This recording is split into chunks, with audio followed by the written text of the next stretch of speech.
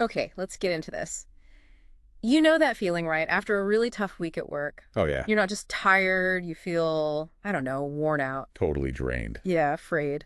But what if that job stress wasn't just about energy levels? What if it's actually like speeding up how your body ages on a cellular level? Mm-hmm. That's exactly the angle. That's what we're digging into today. It's fascinating stuff. Maybe a little unnerving too. It really is. It's about looking past just feeling tired. Yeah. We've been going through, well, a lot of the science Right. to see what the real biological impact is, how specific job factors might be, well, accelerating your body's internal clock. Exactly. We've looked at the current evidence, the reviews, potential interventions too. And look, the goal isn't to scare everyone into quitting their No, jobs. definitely not. It's more about pulling out the really key insights, maybe some surprising ones, about how work can impact aging deep down, way beyond just feeling stressed out. And I think it's crucial up front to make that distinction. You've got your chronological age, how many camels on the cake, basically. Simple number of years. Right. But then there's biological age.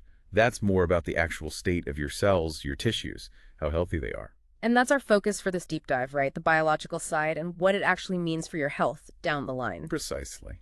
So, okay, to get how jobs might mess with this biological clock, we need to touch on some key mechanisms inside our cells. Yeah, the biology bits. Like telomeres, those little caps on our DNA. The protective ends. Yeah. The plastic tips on shoelaces. That's a good analogy. Keeps things from fraying. Ah. Then there's oxidative stress, which Mhm. is like cellular rust. Yeah, damage from unstable molecules. And chronic inflammation is another big one.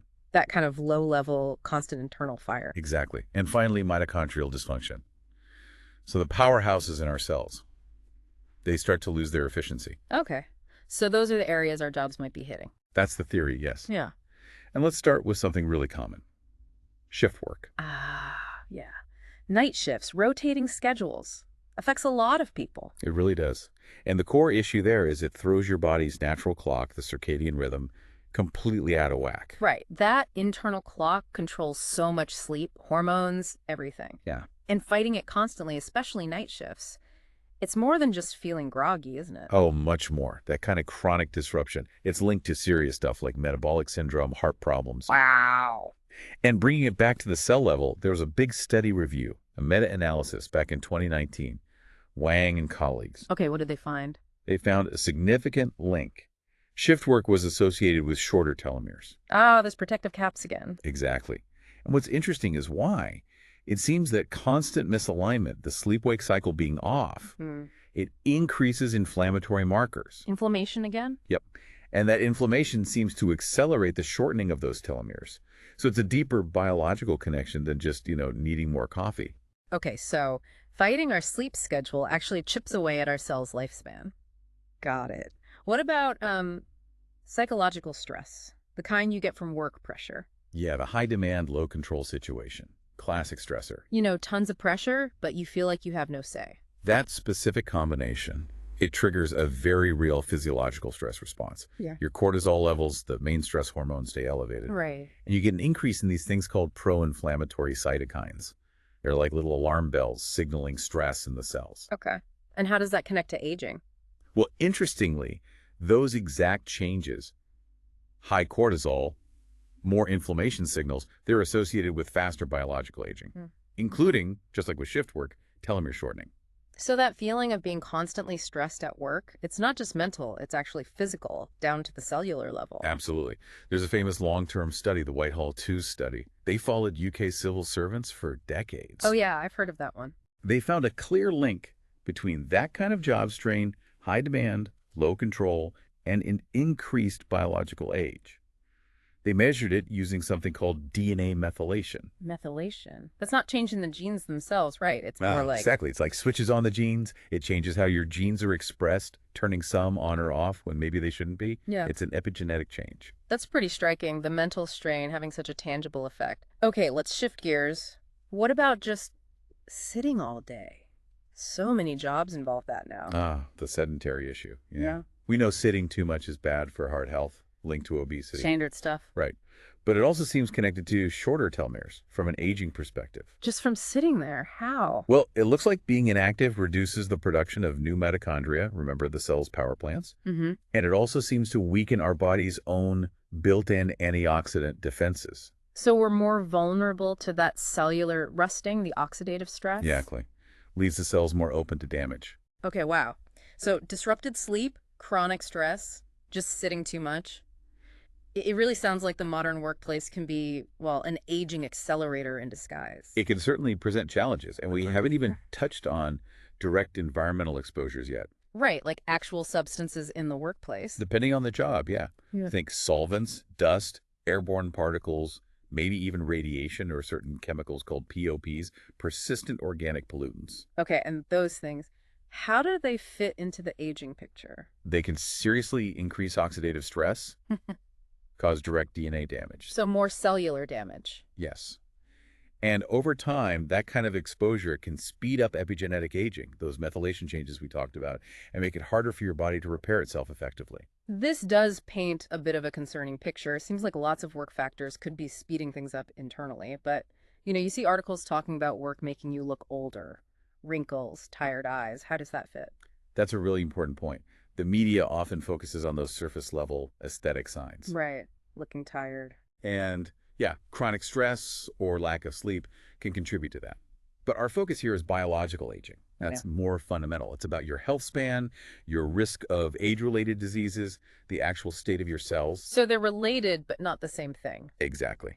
The deep cellular stuff we're talking about can eventually manifest outwardly, but biological aging is about the underlying health and risk profile. Gotcha. And what about those online quizzes, calculate your biological age? Are they useful at all?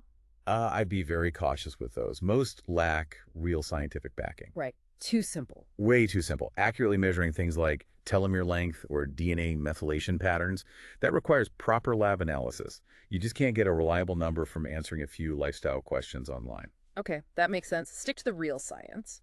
So if work can contribute to faster biological aging, what can we actually do about it? Are there evidence-based ways to push back? Yes, absolutely. And that's the encouraging part. Research is definitely looking at interventions. Let's start with tackling that circadian disruption from shift work. Okay, how do we manage that better? You mentioned circadian hygiene. Right. Think of it as good habits for your body clock.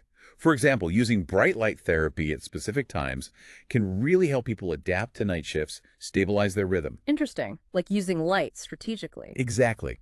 And melatonin supplements can help regulate sleep-wake cycles, potentially reduce some oxidative stress too, though ideally used carefully, maybe with guidance. Okay. And even how shifts or schedules matters.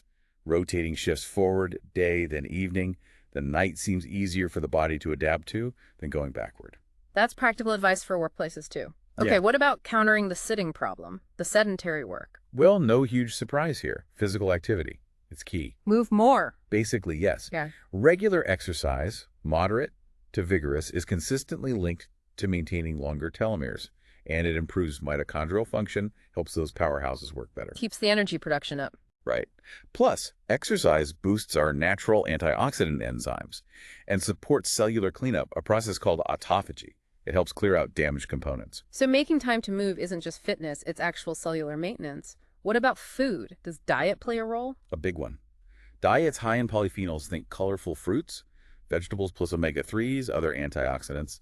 They help fight that inflammation and oxidative stress we keep mentioning. So eating well helps protect the cells. Definitely. Now, you hear about specific compounds sometimes, like resveratrol from grapes. Yeah, you see supplements for that. It shows promise in lab studies, but honestly, we need more solid human research to know how much benefit you really get from isolating single compounds like that versus just eating a healthy, varied diet. Right. Whole foods are probably the safer bet.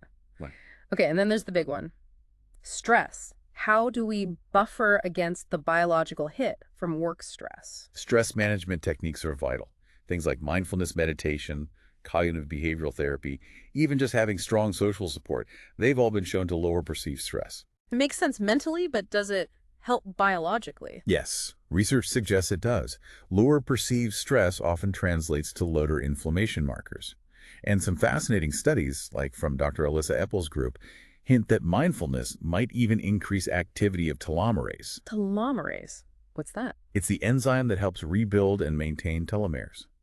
So the idea is mindfulness could potentially help preserve those protective caps. Wow. So our mindset, our stress response, could directly influence our DNA protection. The evidence is pointing that way, yes. It's quite powerful. You also mentioned comprehensive lifestyle changes, like going all in. Yeah, there's some landmark work from people like Dean Ornish and Elizabeth Blackburn. They showed that really intensive programs combining things like a plant-based diet, regular exercise, and stress management could potentially, over years, lead to measurable increases in telomere length. Wait, increases, like reversing some of the shortening? Potentially, yes, in some individuals within those intensive studies. But it's crucial to add context. These were very rigorous programs. Not easy to stick to for most people. Exactly. And the results vary. It's not a magic bullet for reversing aging, but it shows the body does have a capacity for repair if you give it the right conditions. Okay, so there are definitely strategies, but maybe no quick fixes. Now, thinking about all this research linking work and aging, are there important things to keep in mind, like limitations? Absolutely. A really important one is that a lot of this research is observational.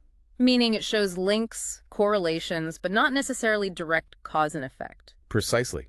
We see that people in certain jobs or with certain work stresses tend to show signs of faster biological aging. But proving that the job caused it is trickier because other factors are always involved. Like what kind of factors? Things like socioeconomic status, for instance, people's health habits outside of work, diet, smoking, exercise they do on their own time, and genetics, of course, play a role in aging too. So it's complex. You can't just blame the job entirely. You can't. You have to consider the whole picture. However, the mechanistic evidence we talked about. The stuff about inflammation, cortisol, circadian disruption. Exactly. That evidence does provide strong biological plausibility. It helps support the idea that these work factors can have a direct causal impact, even if other things contribute too. So while it's complex, the basic idea that work conditions can influence aging holds water biologically. Yes, I think the evidence supports that. Right. And it really highlights why we need to think about workplace health beyond just immediate safety hazards. Right. Thinking longer term. Yeah. Public health efforts could focus more on workplace design, encouraging movement, maybe better lighting for circadian health, plus education on sleep, stress, making interventions more accessible. Okay, so let's try and wrap this up. The big picture seems to be, yes, certain job conditions, certain stressors really can contribute to faster biological aging. And that's not trivial. It has real implications for long-term health. Absolutely. Yeah. And while, the headlines might sometimes oversimplify it, your job is aging you, the science underneath, looking at those cellular mechanisms, it's pretty solid. It's growing all the time. But crucially, it's not all doom and gloom. We're not just victims of our work schedules or stress levels. Definitely not. There are real evidence-based things we can do around sleep, movement, food, how we handle stress.